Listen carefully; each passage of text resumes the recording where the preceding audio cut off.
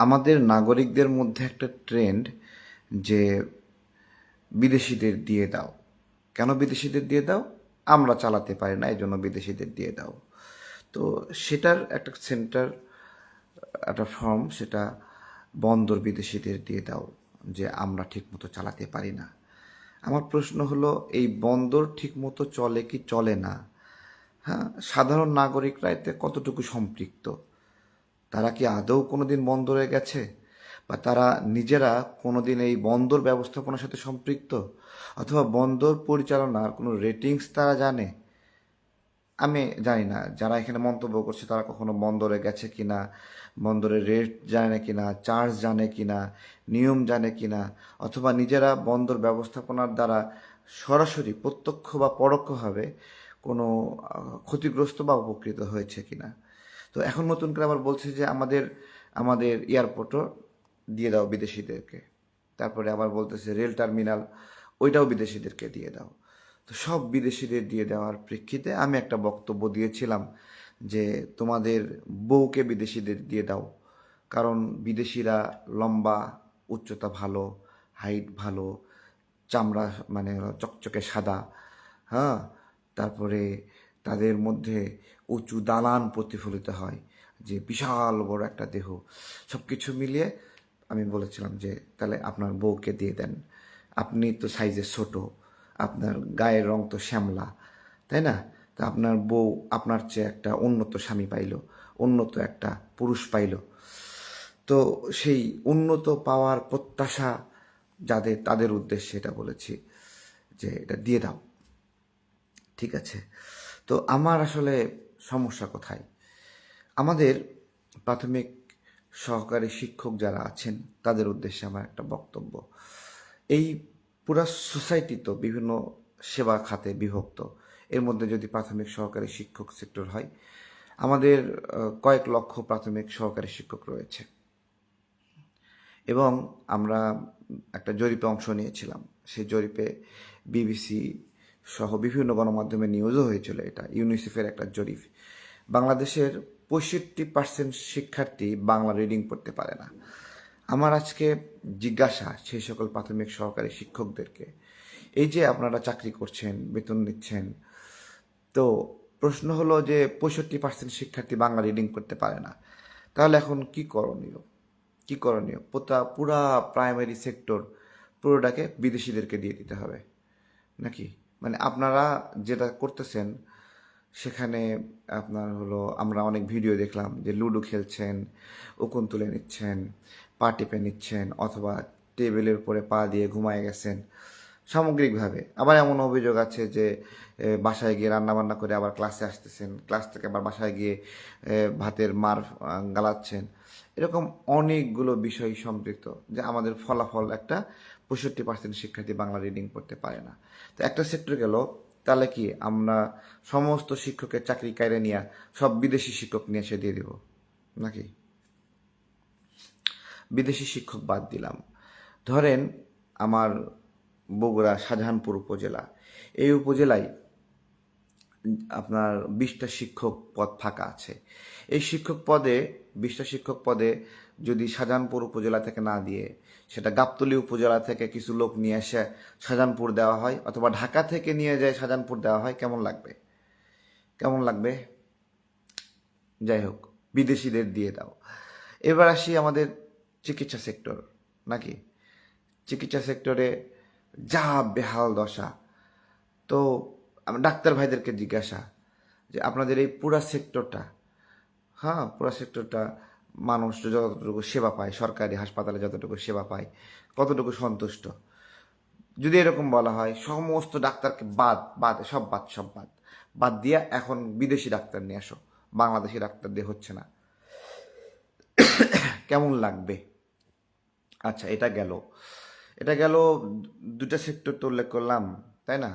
আমাদের ব্যাংকিং সেক্টরে ধস, টাকা পাচার হয়, তারপরে দুষ্ট ঋণ, টাকা দিয়া টাকা তুলতে পারে না।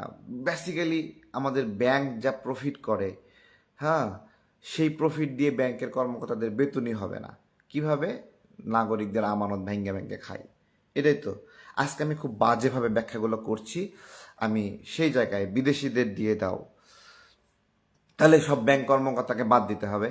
বাদ দিয়ে এগুলো কিছু দরকার নাই, আমাদের এখন থেকে এখানে পেপাল চলবে, ঠিক আছে, পেপাল, বিটকয়েন, ক্রিপ্টোকারেন্সি চলবে, কোনো সেবা লাগবে না, সব মোবাইলে মোবাইলে লেনদেন হয়ে যাবে, কোনো ব্যাংকের ম্যানেজার লাগবে না, কেউ লাগবে না, সব বিদেশ থেকে নিয়ন্ত্রণ হবে, তাই না? তাহলে কী কে গেল? শিক্ষক গেল, চিকিৎসক গেল, ব্যাংকার গেল।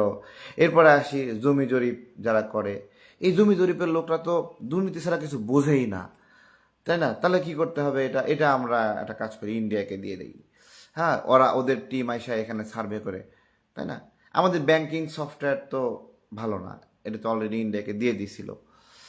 তো এইরকমভাবে ক্ষেত্র বিশেষে যতগুলো সেক্টর আছে, হ্যাঁ, এই সেক্টরগুলো ওকে যদি বিদেশিদের হাতে দিয়ে দেওয়া হয়, অথবা যারা হোটেল চালান, ঠিক আছে, হোটেল চালান, সেই হোটেল চালান যে কি আমাদের হাইজেনিক খাবার দেয় না, খাবারে সোডা মিশাই, খাবারে বিট বিট লবণ মিশাই বেশি বেশি, খাবারে ফরমালিন মিশাই, এই কিছু মিলায়।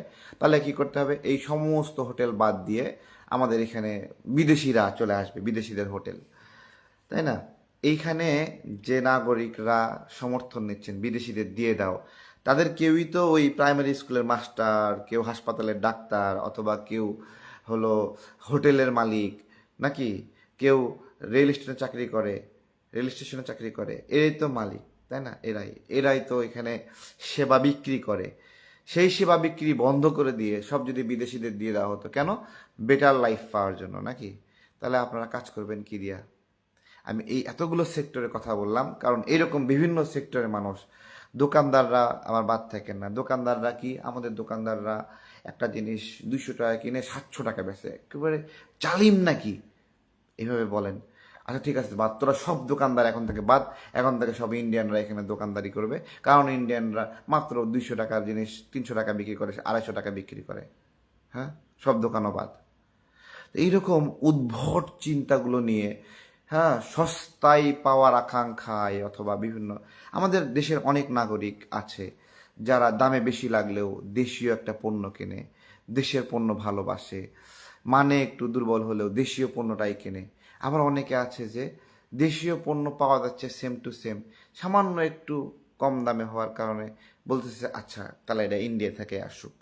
নাগরিকদের একটা বড় অংশ মনে করে যে কিসের বয়কট, কিসের কি, এটা সব মানে ইন্ডিয়া থেকে নিয়ে আসা হোক, তাহলে আমরা কম দামে পাবো, ঠিক আছে। এখন ও যে একটা চাকরি করে এই দেশে, ও চাকরি করে বেতন নিচ্ছে দেশ থেকে, কিন্তু খাবার খাওয়ার সময় একটু কম দামে পাওয়ার জন্য ওর ডিমান্ড হলো ইন্ডিয়ান পণ্য, ঠিক আছে। এই যে সামগ্রিক একটা আলোচনা, যে যে বিদেশিদেরকে দিয়ে দাও, বিদেশিদেরকে দিয়ে দাও, এটা তো হলো একটা বাণিজ্যিক, প্রত্যেকটা নাগরিক নিজ নিজ জায়গা থেকে, হ্যাঁ, এই সমাজে সেবা দেয়, সার্ভিস দেয়, ঠিক আছে।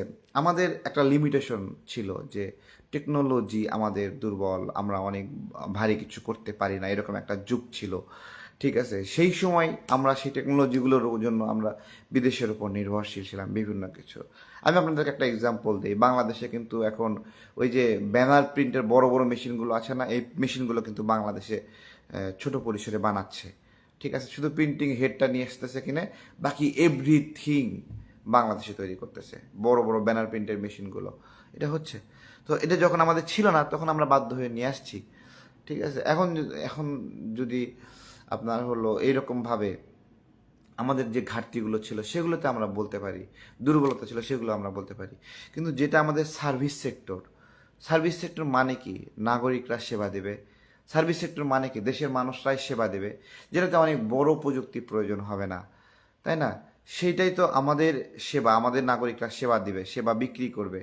সেই জায়গাতে বিদেশি নির্ভরতা, বিদেশি হওয়ার আকাঙ্ক্ষা, হ্যাঁ, বিমানবন্দর বিদেশি বানাই দিলে সেবা বেশি পাবে, ঠিক আছে। এই যে বিমানবন্দরে হাজার হাজার লাখ লাখ মানুষ কাজ করতেছে বিভিন্ন সেক্টরে, তো কি বিদেশিদের দিয়ে দাও।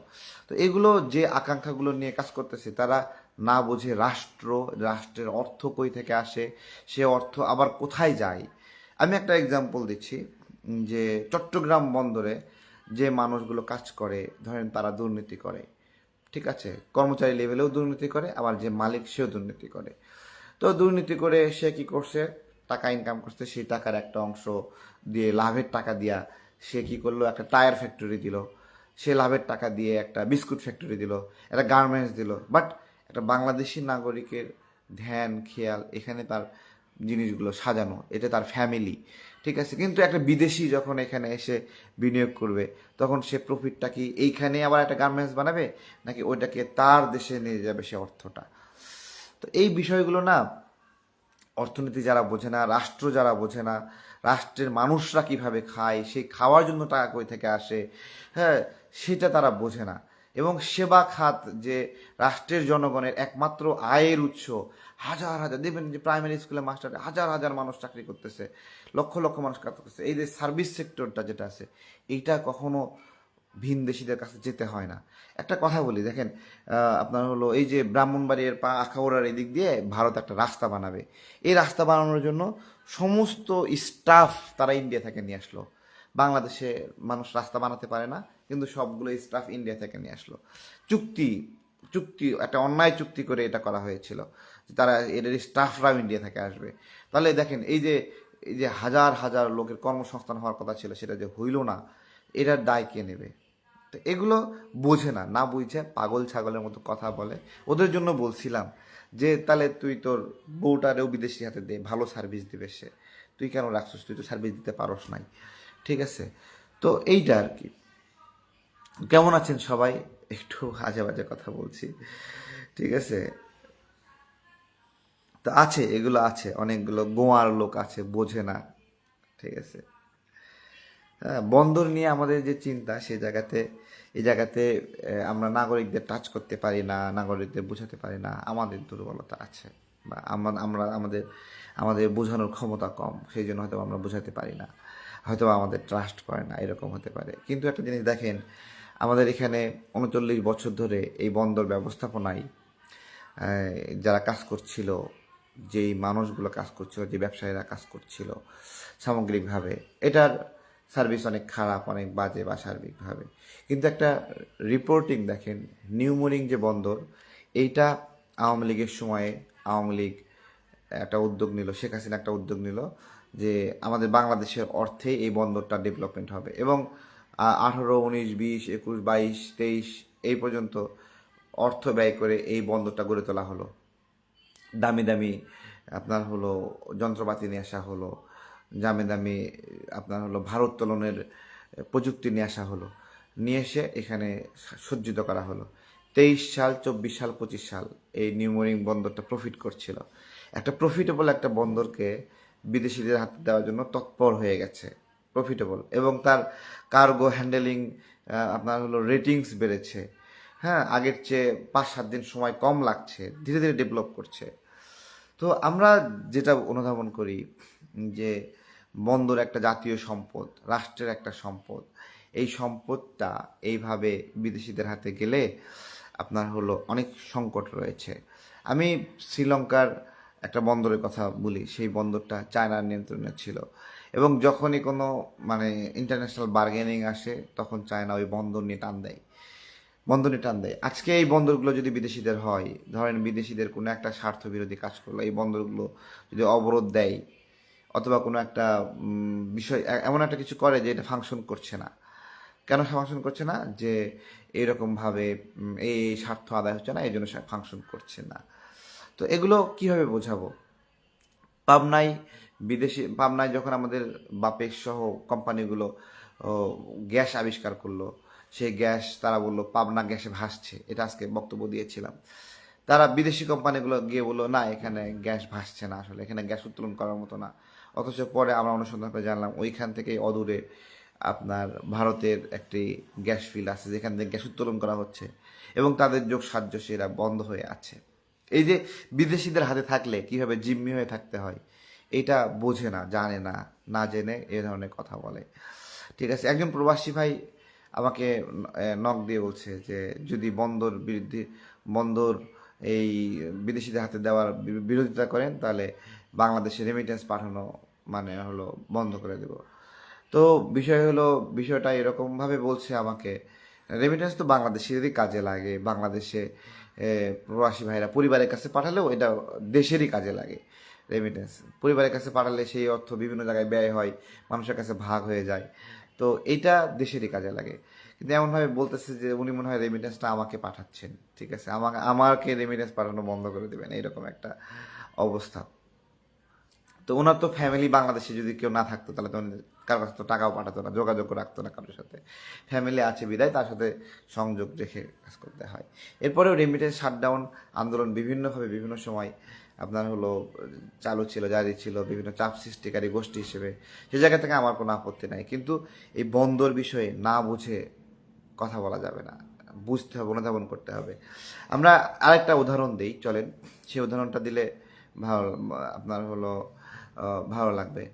সেটি আমাদের পানি, মানে জল, পানি, জল, তেল, গ্যাস, এই খনিজ সম্পদগুলো, পানি কিন্তু খনিজ সম্পদ বা মাটির নিচের সম্পদ, এই সম্পদগুলো নিয়ে আমরা কোনো সময় গুরুত্ব দেই নাই। আমরা বারবার বলছিলাম এগুলো হলো জনগণের মালিকানায় ফিরাই দিতে হবে। জনগণের মালিকানায় আসলে কিভাবে আসে, আপনারা এটা অনেক জায়গায় ব্যাখ্যা দিয়েছি, তারপর আবার বলি।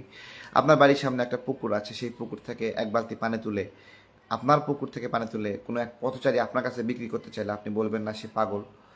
অর্থাৎ পানি যে উত্তোলন করছে আপনার পুকুর থেকে আপনার কাছেই বেচতে আসছে, আপনি পাগল বলছেন। ঠিক একইভাবে কিনলে, অ্যাকোয়াফিনা সহ বিভিন্ন বিদেশি কোম্পানি বাংলাদেশে পানি উত্তোলন করে আমাদের কাছে বিক্রি করে, আমরা কখনো পাগল বলি না, আমরা তুলতে দিই। এটা কিন্তু আগে ছিল না যে বিদেশি কোম্পানিগুলো বাংলাদেশে পানি উত্তোলন করতে পারতো না, কিন্তু এই পানি উত্তোলন করে আমাদের কাছে বিক্রি করতেছে। আমরা বলতেছি জনগণের মালিকানা এটা ফিরে দিতে হবে, জনগণের অংশীদারিত্বে নিয়ে আসতে হবে।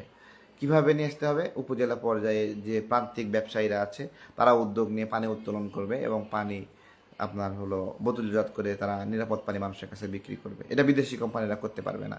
ঠিক একইভাবে তেল, গ্যাস, আমাদের যে বড় বড় কোম্পানিগুলো আছে, বসুন্ধরা আছে, তারপরে আকিজ আছে, ফ্রেশ, মেঘনা, প্রাণ, আরএফএল, তারপরে Haque group, Nabisco group, Square group, Radiant pharmaceutical, আরও বড় বড় বিজনেস জায়ান্ট আছে যারা একা না পারলেও 2 কোম্পানি মিলে, 3 কোম্পানি মিলে অন্তত একটা তেল কারখানা, তেল খনি, গ্যাস অনুসন্ধান, এই কাজগুলো করতে পারে। কিন্তু কখনোই এই দেশীয় কোম্পানিগুলোকে সেদিকে আকৃষ্ট করা হয়নি, সেদিকে স্পেস দেওয়া হয়নি। হ্যাঁ, তো ওই পানির মতোই তাহলে আমরা তেলের ক্ষেত্রে ভাবছি না তেল, কিন্তু এই যে তেল, গ্যাস, এগুলো বিদেশি কোম্পানিগুলো, এগুলো তাদের হাতে থাকলে কীভাবে অনিরাপদে থাকে। একটা গ্যাস ফিল্ড তো যখন একটু কম উঠছিল, রাষ্ট্র হিসেবে কম উঠলেও সেটা আমরা নেব, কিন্তু যখন বিদেশি কোম্পানি করে তখন তো দেখা যায় লাভ হচ্ছে না, তখন যাওয়ার আগে সে গ্যাস ফিল্ডটা জ্বালায় দিয়ে রেখে চলে যায়। তো এগুলো হলো বিদেশি কর্তৃত্বের কুফল, বিদেশি কর্তৃত্বের আপনার হলো ব্যারিয়ার্স, যে ব্যারিয়ার্সগুলোর কারণে আমাদের জাতীয় নিরাপত্তা সংকটে পড়বে, জাতীয় অর্থনীতি সংকটে পড়বে। এই বন্দরগুলো এখন যেভাবে বিদেশিরা ইন করছে না, এইভাবে সেই ব্রিটিশ পিরিয়ডে আপনার হলো সিরাজউদ্দৌলার সময় এসে আপনারা ঘটনাগুলো জানেন, কিভাবে ডাচরাই বা এই উপমহাদেশে আসলো, এসে এখানে ব্যবসা বাণিজ্যের নামে প্রথমে বন্দরে তারা স্পেস নিল, সেখানে বন্দরে তারা দুর্গ নির্মাণ করলো, সামরিক দুর্গ নির্মাণ করলো, সেটা নিয়ে আবার যুদ্ধ হলো, পরে সেখান থেকে আমরা তো স্বাধীনতায় হারাই ফেললাম।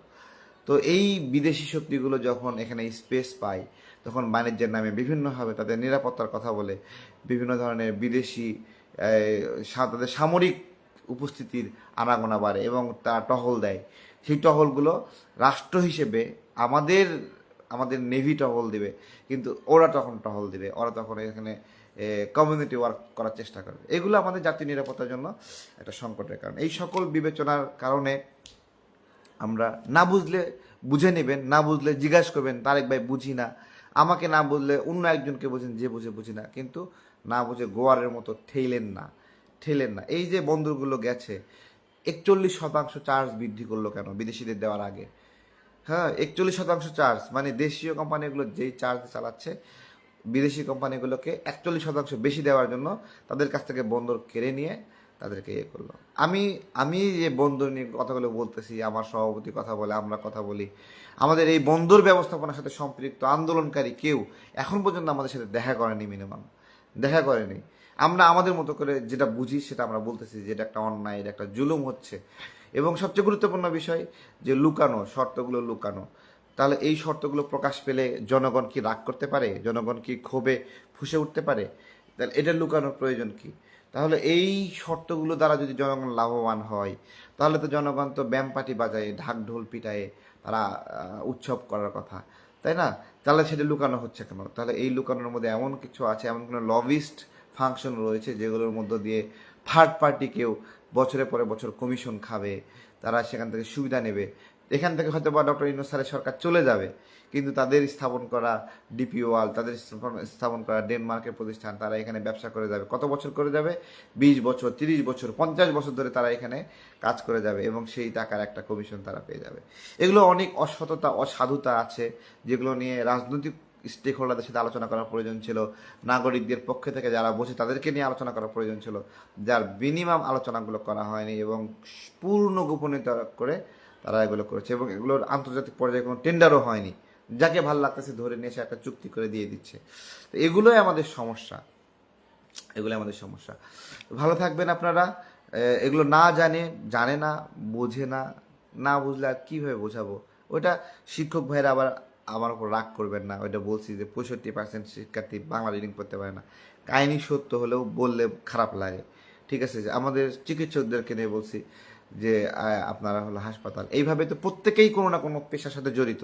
একটা উদাহরণ দিচ্ছি, একটা বাজারে দুটো দোকান আছে, সেই দুটো দোকান বাংলাদেশি দোকান। সেই বাজারে ওইখানের নাগরিকরা সেইখান থেকে কেনাকাটা করে, তারা তাদের মতো করে চলে। তো এখানে যদি কোনো ইন্ডিয়ান এসে আরও দুটো দোকান দেয়, দোকান দিয়ে সেখানে যদি একটু কম দামে দেয়, ইন্ডিয়া থেকে নিয়ে আসে, তাহলে ওই দেশীয় দুটো দোকান ক্ষতিগ্রস্ত হয় না, ধ্বংস হয় না, তাই না? তারা প্রতিবাদ চিল্লাচিল্লি করবে না, কান্নাকাটি করবে না, খুবই স্বাভাবিক, খুবই স্বাভাবিক। জাস্ট নিজের সঙ্গে তুলনা করেন। হ্যাঁ, আমাদের ভারতপ্রেমী একটা লোক অনেকদিন আগে ভারতের পণ্য বর্জন আন্দোলনের সময় বলছিল, তোরা ভারতের পণ্য বর্জন করবি, হ্যাঁ, সে সারা মাসের ভারতীয় পণ্য কিনে নিয়ে আসবে, দরকার হলে 6 মাসের প্রয়োজনীয় জিনিসপত্র ভারত থেকে একবারে কিনে নিয়ে আসবে। এরকম গোয়ার অনেক লোক আছে যারা দেশকে ধারণ করে না, দেশকে বোঝে না, দেশের লড়াইকে বোঝে না, ঠিক আছে? আমাদের এখানে ব্যবসা, এই সরকার যে বন্দর নিয়ে যতটুকু আগ্রহ দেখাচ্ছে, তারা কিন্তু একটা গার্মেন্টস খুলে দেওয়ার জন্য অতটুকু আগ্রহ দেখায়নি। 353 না কতগুলো গার্মেন্টস এই কিছুদিনের মধ্যে বন্ধ হয়ে গেছে।